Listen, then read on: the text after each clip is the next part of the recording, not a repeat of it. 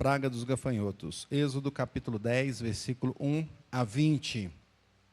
Eu vou pedir aos irmãos para que fiquem em pé mais uma vez. Eu sei que você já estava, sentou, fique em pé de novo, mas glória a Deus, você pode fazer esse movimento para a glória de Deus. Eu vou ler o texto, Êxodo 10, de 1 a 20, e queria que os irmãos lessem comigo os dois primeiros versículos. Lemos a palavra de Deus. Disse o Senhor a Moisés: vai ter com Faraó, porque ele endureceu o coração e o coração de seus oficiais, para que eu faça estes sinais no meio deles, e para que contes a teus filhos e aos filhos de teus filhos, como zombei dos egípcios, e quantos prodígios fiz no meio deles, e para que saibais que eu sou o Senhor. Apresentaram-se, pois, Moisés e Arão perante Faraó, e lhe disseram: assim diz o Senhor, o Deus dos hebreus: até quando recusarás humilhar-te perante mim?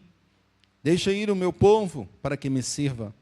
Do contrário, se recusares deixar ir o meu povo, eis que amanhã trarei gafanhotos ao teu território. Eles cobrirão de tal maneira a face da terra, que dela nada aparecerá. Eles comerão o restante que escapou, o que vos resta da chuva de pedras, e comerão toda a árvore que vos cresce no campo, e encherão as tuas casas, e as casas de todos os teus oficiais, e as casas de todos os egípcios, como nunca viram teus pais, nem os teus antepassados, desde um dia em que se acharam na terra até o dia de hoje. Virou-se e saiu da presença de Faraó. Então os oficiais de Faraó lhe disseram: até quando nos será por cilada este homem? Deixa ir os homens, para que sirvam ao Senhor, seu Deus. Acaso não sabes ainda que o Egito está arruinado? Então Moisés e Arão foram conduzidos à presença de Faraó. E este lhes disse: ide, servi ao Senhor, vosso Deus. Porém, quais são os que hão de ir? Respondeu-lhe Moisés: havemos de ir com os nossos jovens, e com os nossos velhos, e com os filhos, e com as filhas, e com os nossos rebanhos, e com os nossos gados. Havemos de ir porque temos de celebrar festa ao Senhor. Replicou-lhes Faraó: seja o Senhor convosco, caso eu vos deixe ir, e as crianças. Vede, pois, tendes conosco más intenções. Não há de ser assim. Ide somente vós, os homens, e servi ao Senhor, pois isso é o que pedistes. E os expulsaram da presença de Faraó. Então disse o Senhor a Moisés: estende a mão sobre a terra do Egito, para que venham os gafanhotos sobre toda a terra, sobre a terra do Egito, e comam toda a erva da terra, tudo o que deixou a chuva de pedras. Estendeu, pois, Moisés o seu bordão sobre a terra do Egito, e o Senhor trouxe sobre a terra um vento oriental, todo aquele dia e toda aquela noite. Quando amanheceu, o vento oriental tinha trazido os gafanhotos. E subiram os gafanhotos por toda a terra do Egito, e pousaram sobre todo o seu território. Eram muito numerosos. Antes destes, nunca houve tais gafanhotos, nem depois deles virão outros assim. Porque cobriram a superfície de toda a terra, de modo que a terra se escureceu. Devoraram toda a erva da terra e todo o fruto das árvores que deixara a chuva de pedras. E não restou nada verde nas árvores, nem na erva do campo, em toda a terra do Egito. Então se apressou Faraó em chamar a Moisés e a Arão, e lhes disse: pequei contra o Senhor, vosso Deus, e contra vós outros. Agora, pois, peço-vos que me perdoeis o pecado, esta vez ainda, e que oreis ao Senhor, vosso Deus, e que tire de mim esta morte. E Moisés, tendo saído da presença de Faraó, orou ao Senhor. Então o Senhor fez soprar fortíssimo vento ocidental, o qual levantou os gafanhotos e os lançou no mar vermelho. Nem ainda um só gafanhoto restou em todo o território do Egito.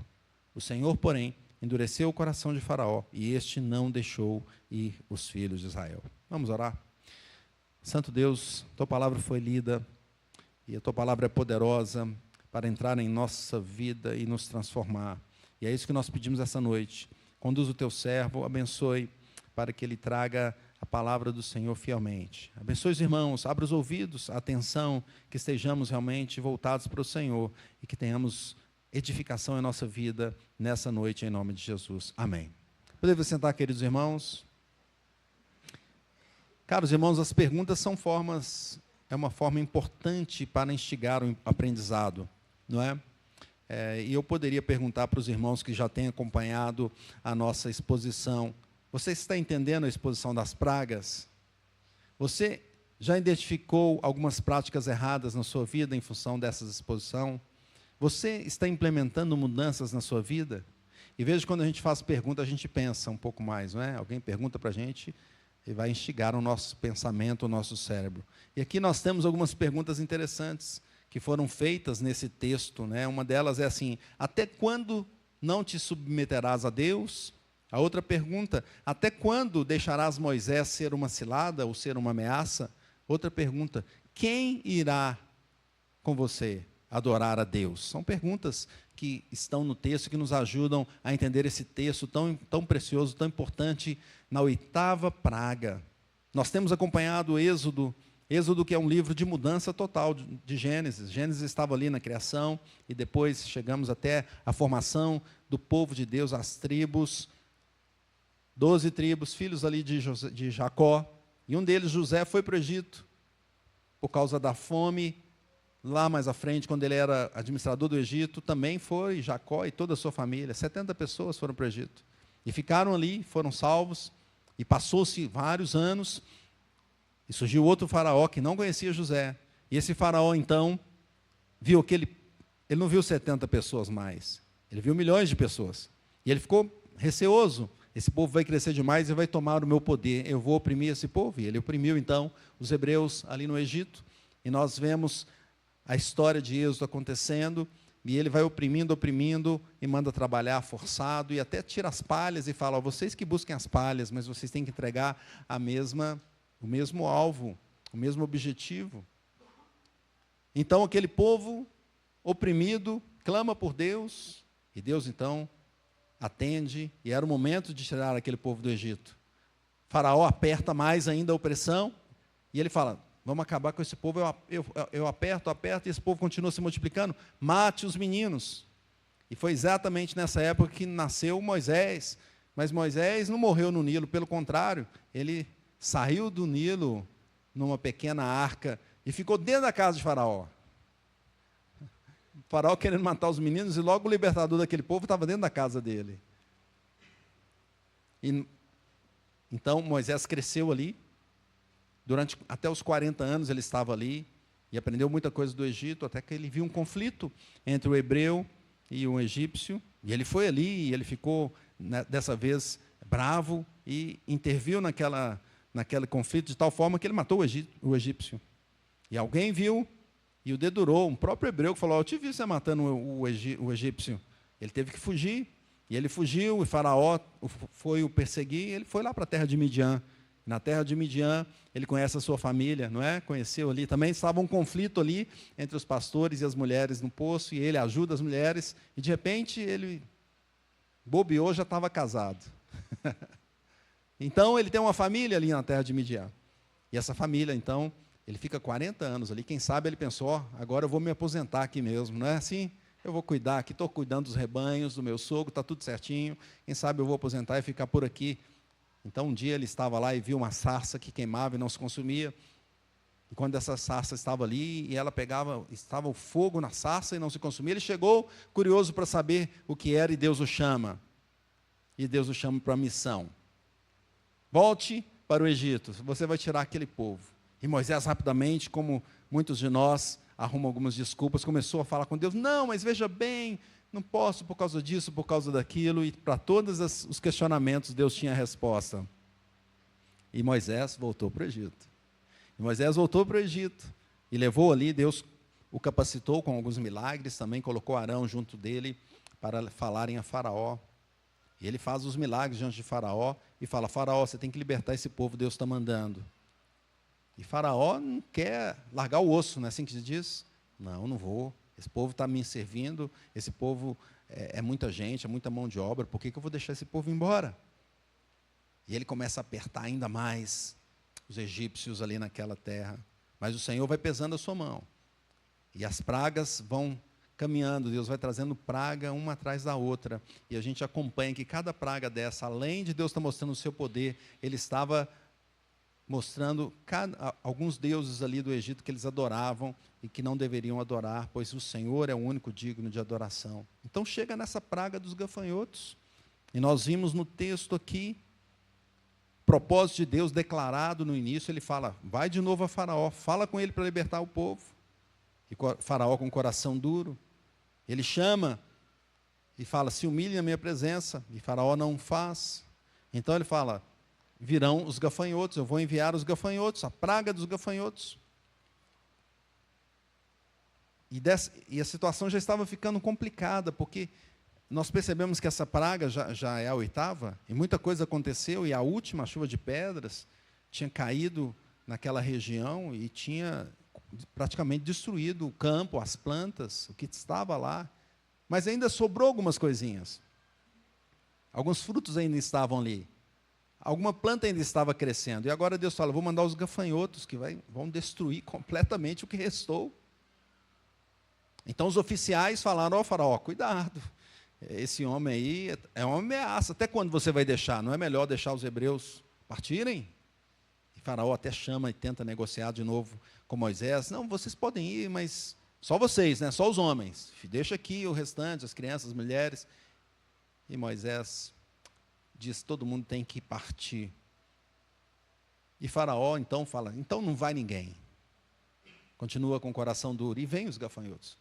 E destroem tudo que restou da chuva de pedras. E a gente percebe aqui então que o Senhor vai apertando a sua mão. E Warren Wiersbe diz assim: quando Deus deu a Moisés as instruções para o seu próximo encontro com o Faraó, acrescentou outro motivo importante para continuar com as suas maravilhas das pragas, para que os hebreus pudessem falar às gerações futuras sobre o poder extraordinário do Deus grandioso. A proposição, então, meus irmãos, está nos versículos que nós lemos, versículos 1 e 2, é a seguinte: com o juízo da praga dos gafanhotos, Deus ensina à geração presente e à geração vindoura quem é o Senhor, que Ele é o Senhor. E como então Deus envia essa praga dos gafanhotos? Alguns pontos para aprendermos, e nós somos uma geração que veio muito depois daquela, e até hoje estamos aprendendo. Em primeiro lugar, ele envia esses gafanhotos avisando. Ele avisa o Egito sobre a destruição. Leia comigo o versículo 4 a 6. Diz assim: do contrário, se recusares deixar ir o meu povo, eis que amanhã trarei gafanhotos ao teu território. Eles cobrirão de tal maneira a face da terra, que dela nada aparecerá. Eles comerão o restante que escapou, o que vos resta da chuva de pedras, e comerão toda a árvore que vos cresce no campo, e encherão as tuas casas, e as casas de todos os teus oficiais, e as casas de todos os egípcios, como nunca viram teus pais, nem os teus antepassados, desde o dia em que se acharam na terra, até ao dia de hoje. Não é? Ele avisou, não avisou? Está bem claro aqui o que ia acontecer. Deus se dirige a Moisés e fala: vai falar com o Faraó. Vamos confrontar de novo o pecado dele, a sua obsessão de poder. E se Faraó então não ouvisse os conselhos ali de Moisés, viria aquela terrível praga dos gafanhotos. E veja que além do conselho de Moisés, dessa vez, os próprios oficiais de Faraó também avisaram. Foram usados ali por Deus para avisar a Faraó que seria uma destruição. Ele fala assim: Faraó, você não está vendo o que está acontecendo com a terra? Ela já está destruída praticamente. Os próprios ímpios aconselhando o Faraó. Leia o versículo 7, diz assim: então os oficiais de Faraó lhe disseram: até quando nos será por cilada este homem? Deixa ir os homens, para que sirvam ao Senhor seu Deus. Acaso não sabes ainda que o Egito está, o quê? Arruinado? Faraó estava tão obcecado pelo poder e por manter aquele povo ali, que ele não estava percebendo que o Egito estava arruinado. João Calvino diz assim, eles dizem, portanto, que Moisés, até que ele seja dispensado, seria uma fonte constante de mal para eles. Eles perceberam que Moisés ali era uma cilada, eles usam essa palavra moqueste, que é uma armadilha, ou uma cilada, ou uma pedra de tropeço. Eles viam então Moisés como essa cilada, essa pedra de tropeço. Queridos irmãos, ainda hoje, Deus continua dizendo, arrependa-te. Apocalipse 3:3 diz assim, lembra-te, pois, do que tens recebido e ouvido, guarda-o e arrepende-te. Porquanto, se não vigiares, virei como ladrão, e não conhecerás de modo algum em que hora virei contra ti. A palavra do Senhor continua sendo dita a este mundo, dia após dia. Vai haver um final, vai haver uma destruição. Eles viram Moisés como pedra de tropeço. Assim como também os sacerdotes na época de Jesus o viram como pedra de tropeço e quiseram tirar a pedra. Mas Jesus é a única pedra de salvação. Ele é o rochedo forte. Sem ele a destruição vai chegar. E não tem como se salvar a não ser em Cristo Jesus. Enquanto muitos veem o evangelho como pedra de tropeço, não sei se você já observou, algumas pessoas são assim. Você fala para ela do evangelho, ela entende como pedra de tropeço, porque ela quer fazer uma coisa, um pecado, ela está obcecada por aquilo, e você fala, ó, Deus está dizendo para não fazer. Mas ela enxerga como um tropeço e ela quer ficar longe desse conselho. Mas o evangelho não é pedra de tropeço, é a pedra de salvação, é a rocha que vai nos salvar deste mundo caído. Como mais Deus enviou, então, a praga dos gafanhotos, em segundo lugar, com poder para destruir o restante que sobrou. Leia comigo o versículo de número 5. Diz assim, eles cobrirão de tal maneira a face da terra, que dela nada aparecerá. Eles comerão o restante que escapou, o que vos resta da chuva de pedras, e comerão toda a árvore que vos cresce no campo. Percebe que essa oitava praga é o complemento da praga anterior, a chuva de pedras que caiu e destruiu bastante o que estava no campo, mas ainda sobraram alguns frutos, algumas plantas que estavam crescendo, estavam ali. E os gafanhotos então fariam o quê? Iam destruir totalmente o que sobrou. Não sei se você já estudou sobre o gafanhoto, mas ele tem um aparelho bucal composto por estruturas rígidas e fortes, com mandíbulas que são adaptadas para cortar, para triturar e para moer. Então não restaria nada. O que ainda estava lá, talvez alguma coisa verde, vai nascer. Não vai, porque ele vai chegar, ele vai cortar, vai triturar e vai moer totalmente. Assim como vem o inimigo para matar, roubar e destruir. Quem pode se salvar? E não são poucos gafanhotos. Você leu no texto. Vocês lembram? Os piolhos também eram muitos, né? Eu até brinquei, é um piolho. Eu até brinquei que uma vez eu tive piolho e tirei 10 na minha cabeça, né? Graças a Deus. Era criança, né, irmãos? Mas depois eu brinquei com a mosca, que uma mosca desse tamanho faz um estrago em casa, né? Às vezes aparece uma, você fica lá, pega a raquete e ela vai, né? E depois ela encheu todo o Egito, não foi as moscas? Agora, né, imagina o gafanhoto, que deve ter o quê? Desse tamanho assim, mais ou menos. Muitos gafanhotos. A nuvem de gafanhotos.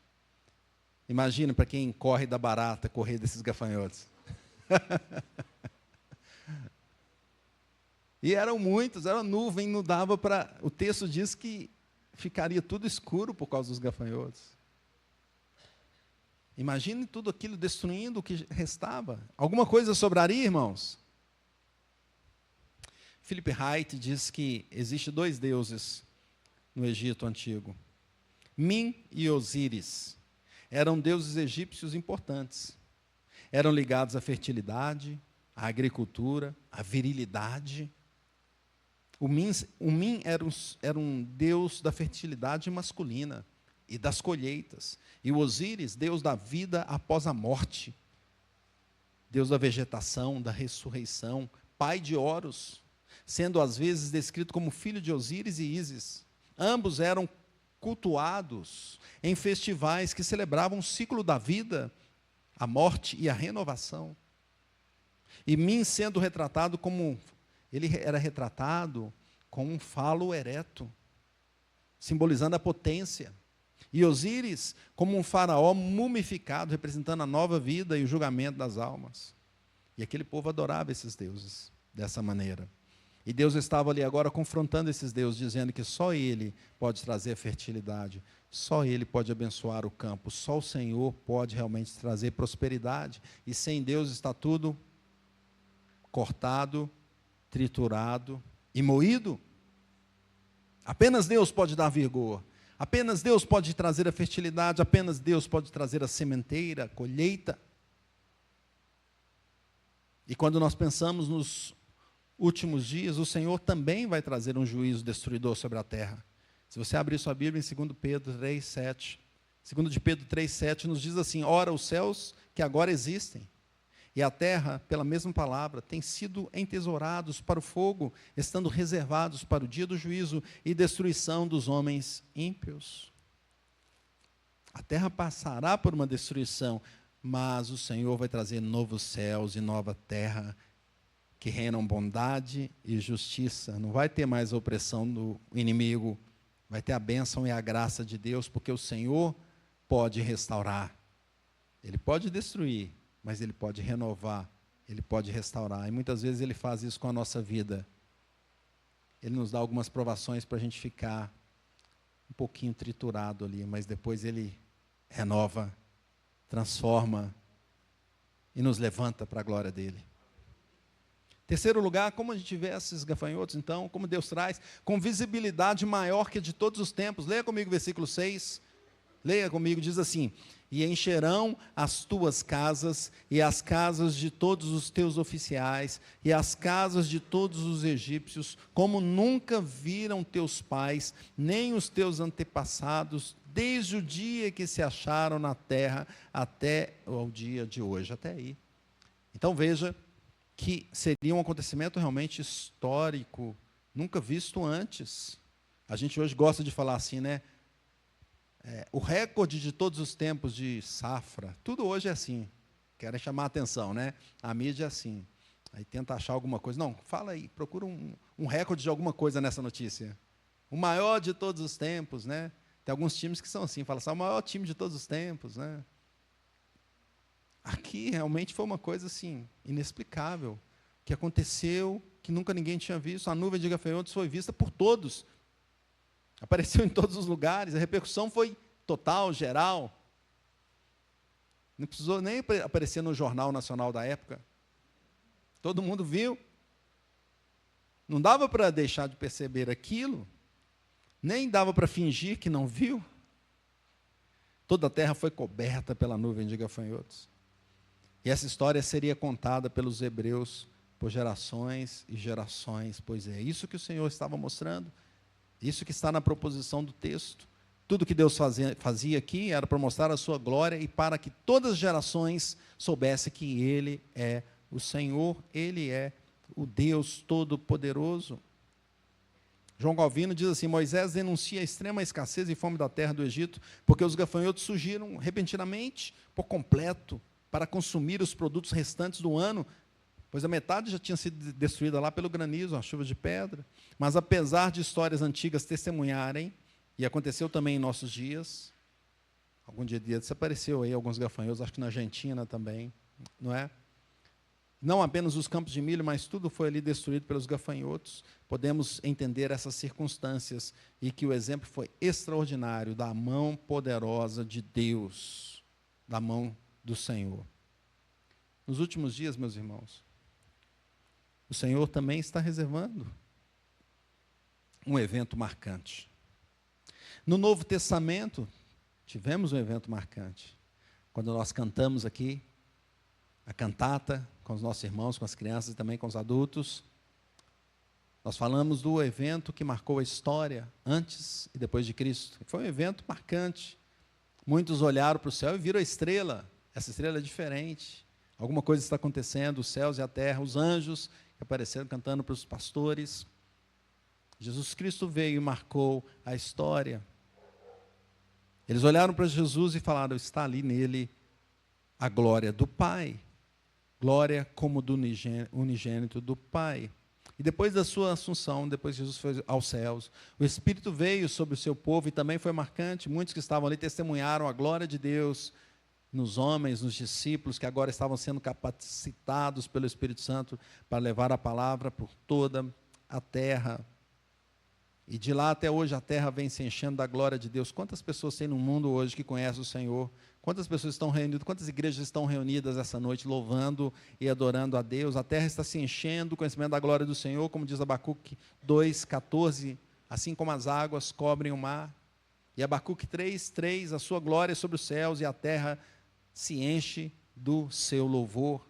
No entanto, ainda haverá um evento final, de repercussão geral, total, que é a volta de Jesus. E Apocalipse 1:7 diz assim: eis que vem com as nuvens, não nuvem de gafanhoto, mas vem nos céus todo-poderoso do Senhor, vem com as nuvens, e todo olho verá, até quantos o traspassaram, e todas as tribos da terra se lamentarão sobre ele, certamente, amém. Vai ter um evento final, em que Jesus voltará, e todos verão. E o ímpio vai lamentar. O texto diz que as nações vão lamentar. Por quê? Porque estão no caminho errado.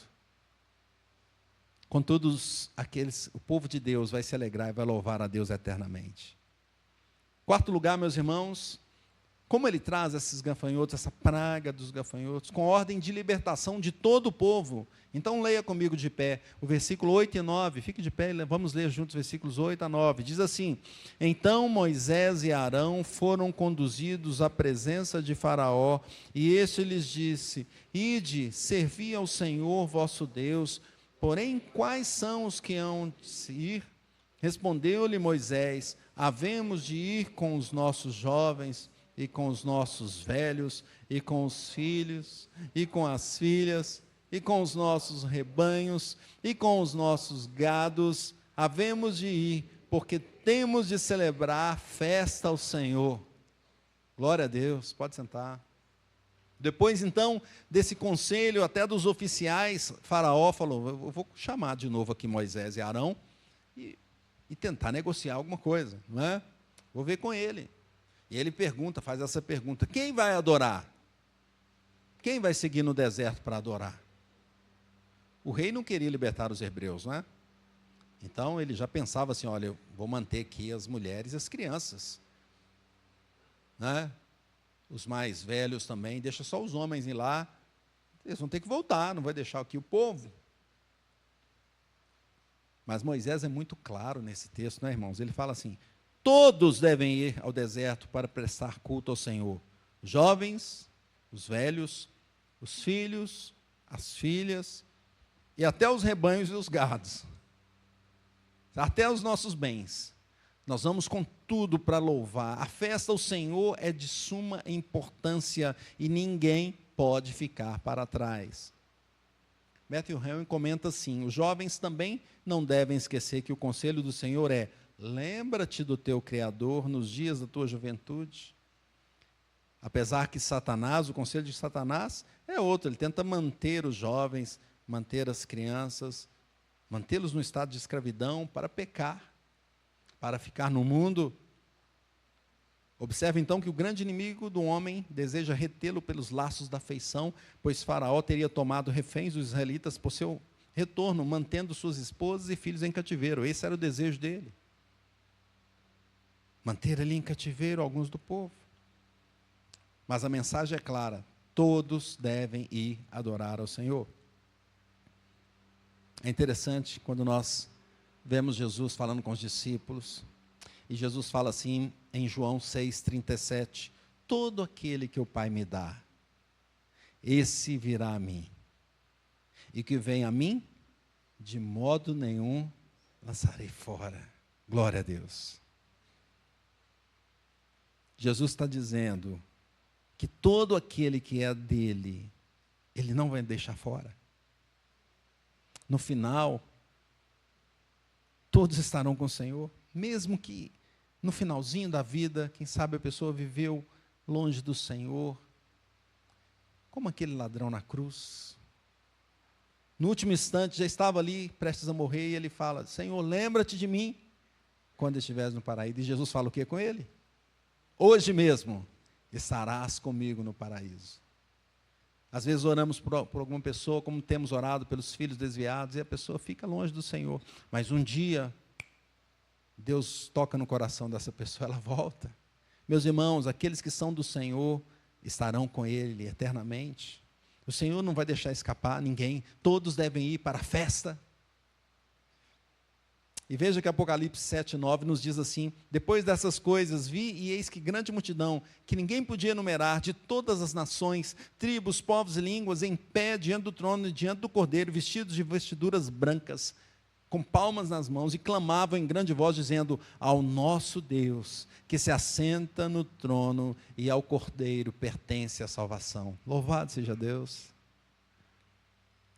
Nós somos convocados, chamados para adorar ao Senhor, para entregar a nossa vida a Ele, para caminhar neste deserto, neste mundo, adorando a Deus, servindo ao Senhor, sabendo que estamos indo para a terra prometida, para Canaã celestial, e o Senhor não vai deixar ninguém se perder.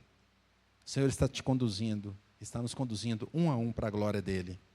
Mas como mais esse texto nos mostra que vem, então, os gafanhotos? Como vem essa praga? Ela também vem acompanhada, meus irmãos, de misericórdia ao pedido de perdão. Olha o versículo 17, olha na sua Bíblia. Diz assim o versículo: agora, pois, peço-vos que me perdoeis o pecado, esta vez ainda, e que oreis ao Senhor, vosso Deus, que tire de mim esta morte. Diante de toda aquela situação que ocorreu, Faraó agora se viu muito apertado. Se viu meio que sem saída. A sua terra estava destruída, o seu povo estava destruído, não estava sobrando nada. Então ele resolve pedir misericórdia. Ele vai lá: Moisés, fala com o seu Deus, eu pequei. O rei chega então a pedir perdão, porque havia pecado. E fala assim: só mais essa vez. Você também já falou assim, né? Deus, só mais essa vez me abençoa. Não, só eu que falei, né? Deus, só mais essa vez, perdoa-me. Faraó, então, nos mostra uma coisa interessante. Eu estava essa semana conversando com alguém que me falou assim: não, diante da morte não existe ateu. Porque ali está patente que acabou. E Faraó estava chegando a essa conclusão: olha, os meus deuses aí estão sendo todos destruídos. Eu vou pedir misericórdia ao Yahvé mesmo, ao Deus dos hebreus. E o que acontece no versículo 19? Leia comigo o versículo 19. Então o Senhor fez soprar fortíssimo vento ocidental, o qual levantou os gafanhotos e os lançou no mar vermelho. Nem ainda um só gafanhoto restou em todo o território do Egito. Ah, meus irmãos. Alguém diz assim: destruir é fácil, construir é difícil, não é? Mas Deus pode fazer tanto um quanto o outro pela sua mão poderosa. Deus mandou aqueles gafanhotos todos lá. E como é que ia tirar daquilo ali? Será que um baigon ia resolver?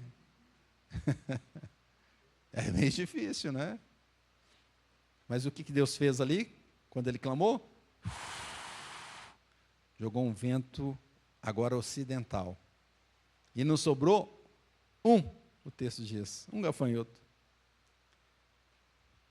Calvino diz que Deus testemunhou ali por um sinal visível de que ele era influenciado pelas orações de quem? De Moisés, do seu servo. E por isso a praga foi suspensa. Quem levou o pedido não foi Faraó diretamente a Deus. Quem levou o pedido a Deus? Moisés, então. Moisés leva isso ao Senhor. Meus irmãos, Deus é misericordioso. Hoje também o ímpio pode se arrepender e chegar-se diante do Senhor, pedir perdão pelos seus pecados.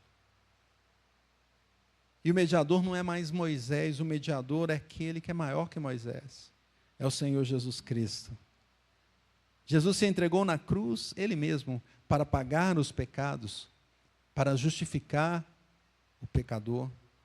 1 de João 1,9, texto conhecido por nós, diz assim: se confessarmos os nossos pecados, Ele é fiel e justo para nos perdoar os pecados e nos purificar de toda injustiça. Jesus pode fazer. Assim, aquele que clama ao Senhor pode ter certeza que Deus o ouve, pois o sacrifício já foi feito. A oração, então, feita através do mediador perfeito, Jesus Cristo, ela é ouvida pelo Senhor. Glória a Deus. Romanos 10, 13, todo aquele que invocar o nome do Senhor será salvo. Deus ouve o nosso pedido, o nosso clamor, por causa de Jesus. Não por nossa causa, por causa do que Cristo fez.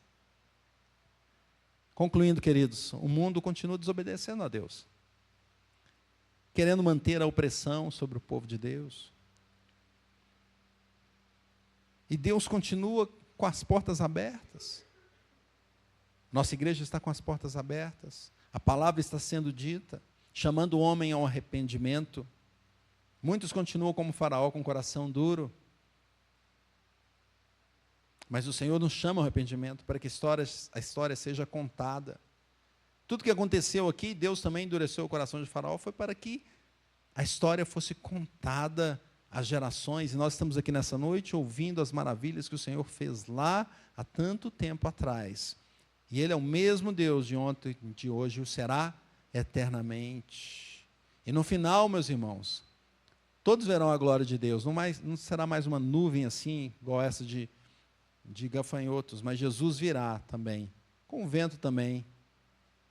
A gente vê a Bíblia colocando essas questões, um vento veio do Oriente para o Ocidente, não é? Dos gafanhotos. Mas Jesus virá como um relâmpago, que sai do Oriente e se mostra no Ocidente. Assim há de vir o Filho do Homem. E a sua volta vai significar destruição também para o ímpio, mas será grande libertação para o povo de Deus.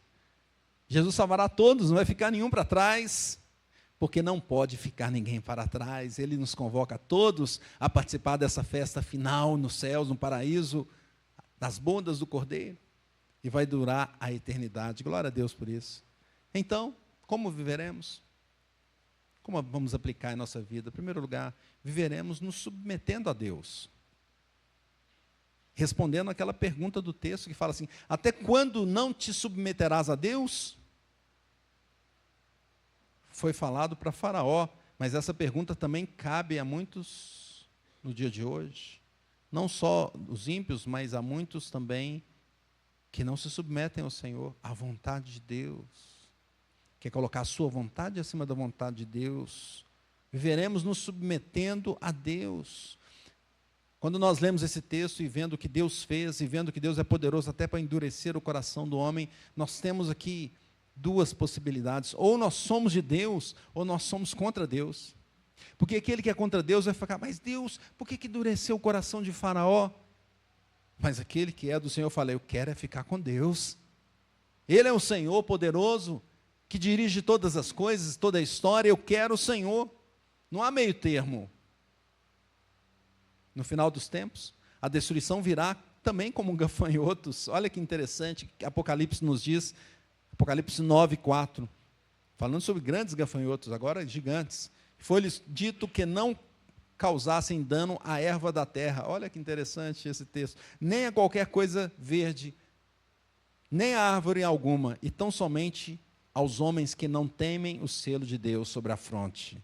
Dessa vez, os gafanhotos, então, não vão pegar a erva do campo, vão pegar aqueles homens que não se arrependem diante do Senhor, que não têm o selo de Deus sobre a fronte, que não seguem o Senhor Jesus. Então, irmãos, viveremos nos submetendo a Deus.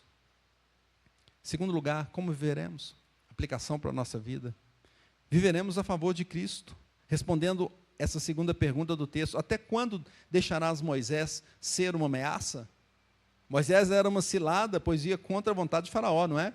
Vamos então deixar a vontade do faraó interno, do nosso faraó interno.